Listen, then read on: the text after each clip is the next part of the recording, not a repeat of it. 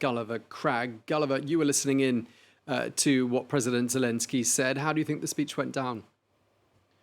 Well, I just had the applause in the General Assembly room in New York on the TV screen. I don't know how it went down here in Kyiv. I haven't had time to check any responses here. But definitely there is a concerted effort being made by the Ukrainian side to underline the global dimension of this conflict and to answer, if you like, complaints that Ukraine is perhaps dominating the international agenda too much. Kyiv's answer is that this attack by Russia on Ukraine is really an attack on the rules-based international order, and therefore, as Volodymyr Zelensky put it this evening or this afternoon in New York, on your countries as well. That's an argument that's often made by Ukrainian leaders. Today, Volodymyr Zelensky also went into the more specific, very international aspect of this conflict, which is its impact on global food prices due to Russia blocking the Ukrainian ports in the Black Sea and preventing Ukraine from exporting much of its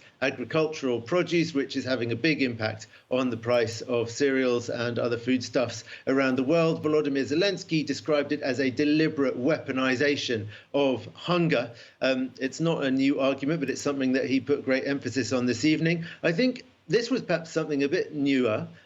He also wanted to make it very clear that Ukraine, despite all its suffering, is not without empathy for the suffering of people elsewhere in the world, particularly due to climate-related disasters. Of course, we're thinking in particular about the flooding in Libya, which has killed so many thousands of people. And many people this afternoon in New York were talking about climate change. Volodymyr Zelensky clearly thought it was important to say that Ukraine also views climate change, of course, as really the most pressing problem facing the world. And he had a neat little turn of phrase where he described Vladimir Putin's regime in Moscow as an unnatural disaster, which is preventing the world from really addressing the problem of climate change by destabilizing that international order. So it was kind of an attempt to tie everything together. I'll need to read more commentary and perhaps wait for the dust to settle to really tell you how it went down, though.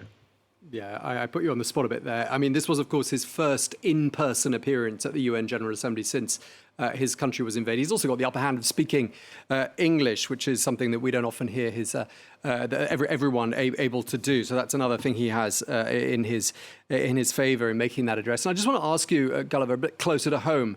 I mean, events in Ukraine very much on everyone's mind, there in New York. And there were at least 3 deadly Russian attacks today alone on different parts of Ukraine. What's the latest on the ground?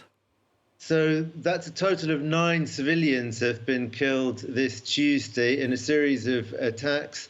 1 civilian died in Lviv, a security guard at a warehouse. There were 3 warehouses in the western city of Lviv that burnt down early on Tuesday morning as a result of drone attacks, apparently, on that city. Then that's very far from the front lines, of course. It's worth reminding viewers.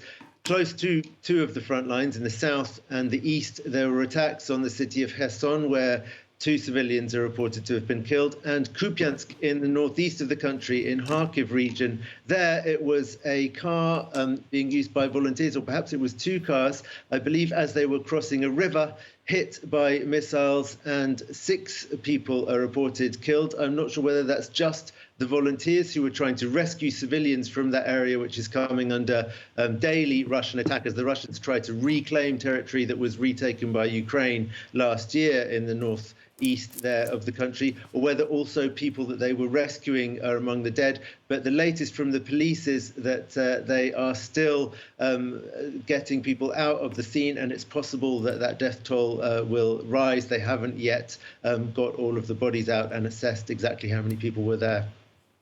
OK, well, thank you very much indeed for that update. Gulliver Cragg in